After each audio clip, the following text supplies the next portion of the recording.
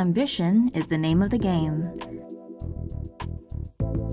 The makers of the world's largest plane have recently unveiled exactly how it plans to deploy satellites into orbit. Stratolaunch's planned lineup of launch vehicles includes the Pegasus rocket, 2 medium-lift rockets, and a spaceplane. The small payload Pegasus XL has a 370-kilogram capacity for either single or triple configuration. The Medium Launch Vehicle, or MLV, has a capacity of 3,400 kilograms. A 3-core variant called the mlv-h is being developed to carry nearly twice as much. The reusable spaceplane, codenamed Black Ice, is presently just a design study. It's meant to carry cargo to and from Earth, though a follow-on variant will be crew-capable. Rather than blasting off a launch pad, the rockets will be tethered to a massive twin fuselage carrier, which boasts a wingspan of 385 feet. Once the plane gets to an altitude of 35,000 feet, the rockets drop and blast off into orbit. Assuming everything goes smoothly for Stratolaunch, we might be able to see the first Pegasus rocket launched by 2020, followed by the MLV in 2022. So far, the main aircraft carrier has done a taxi test, but has yet to go up in the air. It will also need to be tested and fitted for the rockets.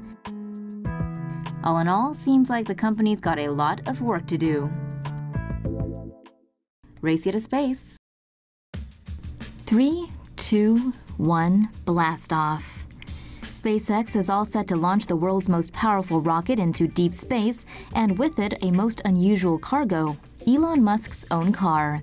The Falcon Heavy rocket features 3 Falcon 9 engine cores that are powered by 27 Merlin engines.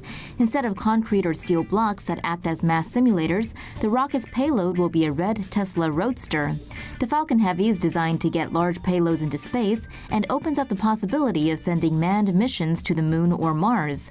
The powerful vehicle has 2,500 tons of thrust on liftoff, equal to 18 Boeing 747s at full throttle. Its maiden flight is scheduled for late January. A lot of risk is associated with the rocket, which could blow up on ascent. If successful, the Tesla Roadster will be sent into Mars orbit, where it will remain for 1 billion years.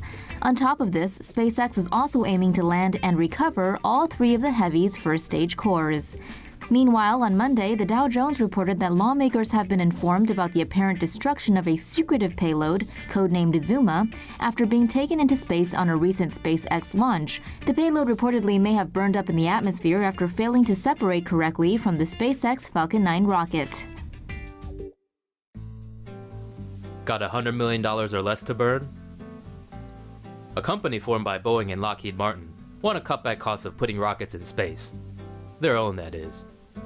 United Launch Alliance plans to launch their Vulcan rocket by the mid-2020s at a cost of less than $100 million. The rocket's boosters are detachable and autonomous. They use an inflatable aeroshell to re-enter Earth's atmosphere.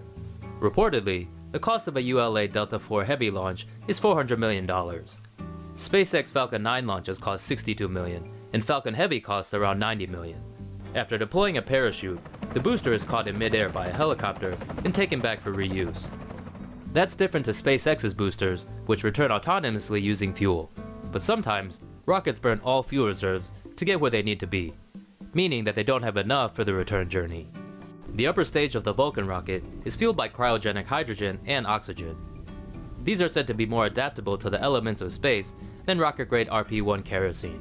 This can be left in orbit where it can be refueled and used for other space-based missions. What rocket would you put your payload on? Private companies drive new space race at NASA. NASA says it soon may be able to launch astronauts from US soil to the International Space Station. Important project milestones are coming up for NASA's 2 commercial crew partners, Boeing and SpaceX, with several flight tests, including manned missions slated for 2018. Boeing is working on the CST-100 Starliner. The spacecraft can seat up to 7 and is meant to send astronauts to the space station. 3 Starliners are currently in production, with 1 set to carry astronauts next year. The pressurized vessel can be reused 10 times. SpaceX, which has flown cargo missions to the ISS with its Dragon spacecraft, plans to use the Dragon 2 to send astronauts to space. The Dragon 2 is the latest version of SpaceX's capsule model. It's designed to seat 7 astronauts. Boeing and SpaceX must show that both of their systems are ready to start regular flights to the space station in order to meet NASA's requirements. SpaceX has its first test flight set for February, while Boeing's launch is planned for June. Uncrewed spaceplane nails drop test.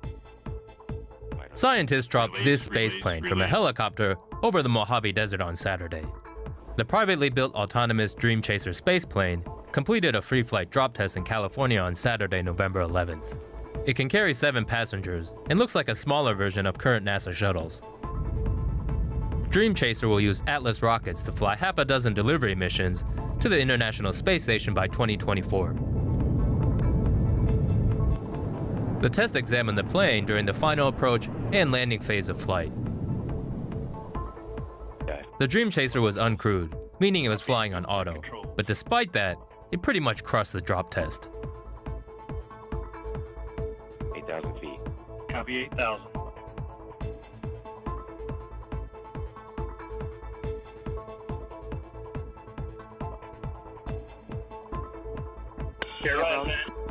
Good radar altimeters. Approach and land. PTIs. Copy approach and lands. PTIs are active.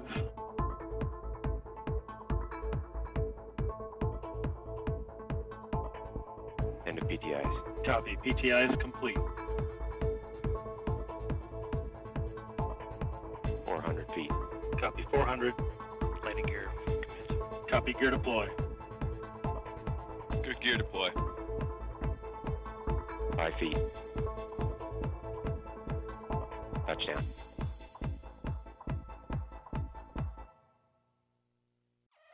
Look who's going back to the moon. The Indian Space Research Organization has announced plans to send a rover to the moon early next year, nearly a decade after its first lunar journey met with mixed success. The spacecraft for India's Chandrayaan-2 moon mission is comprised of an orbiter, a lander, and a rover, which will first slingshot around Earth before going into lunar orbit. The lander will attempt a controlled or soft landing near the moon's south pole, while the orbiter travels around the moon. Once on the surface, the lander will take thermal measurements and deploy the 6-wheeled rover to explore the lunar terrain. Among the things the mission will pay close attention to are abrasive particles known as lunar dust, which pose a significant challenge to human colonization of the moon. The Chandrayaan-2 will be carried into space by the GSLV Mark II rocket and is scheduled to launch from an island in the Bay of Bengal in March 2018. India will carry out the final testing phase for the spacecraft in the coming weeks. The program's budget for the mission is relatively small, at only $93 million. New Zealand joins the space race. Test launches for a commercial space rocket built by a startup based both in Los Angeles and New Zealand are scheduled to take place this week.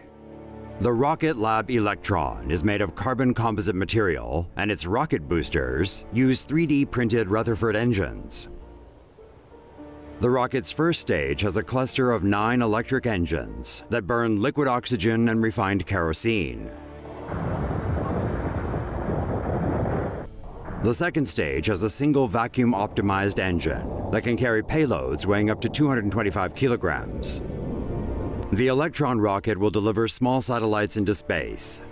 They will be used for mapping, to predict the weather, provide high-speed internet, and analyze the environment.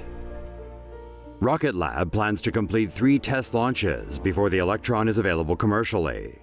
The company plans to eventually build and launch 1 rocket per week, with flights costing around $5 million each.